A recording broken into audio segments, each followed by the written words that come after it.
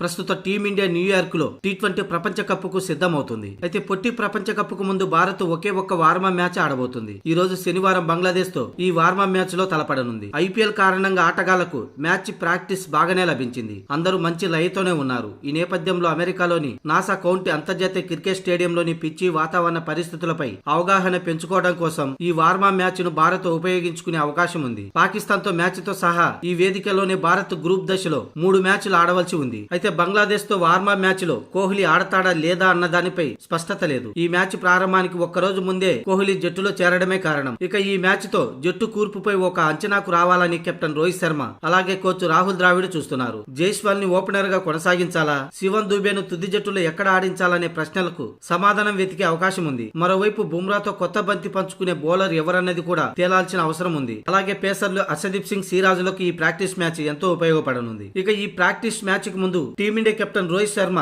Media సమావేశంలో మాట్లాడాడు. T20 ప్రపంచ కప్ కు ముందు బంగ్లాదేశ్ తో వార్మప్ మ్యాచ్ పరిస్థితులను అర్థం చేసుకునేందుకు ఉపయోగపడుతుందని రోహిత్ శర్మ అన్నాడు. గతంలో ఇక్కడ ఆడలేదు కాబట్టి పరిస్థితులను అర్థం చేసుకోవడం మాకు అత్యంత ముఖ్యం. జూన్ 5వ తేదీన తొలి మ్యాచ్ కు ముందు లయను దొరకబుచ్చుకునేందుకు ప్రయత్నిస్తాం. స్టేడియం చాలా అందంగా ఉంది. న్యూయార్క్ లో తొలిసారిగా జరుగుతున్న ప్రపంచ కప్ ను చూసేందుకు ప్రజలు ఆసక్తిగా ఉన్నారని రోహిత్ శర్మ తెలిపాడు. ఇక ఈ ప్రాక్టీస్ మ్యాచ్ ద్వారా మాకు జట్టు కూర్పు పైన ఓ అంచనాకు వచ్చే వీలుగా ఉంటుందని రోహిత్ శర్మ పేర్కొన్నాడు.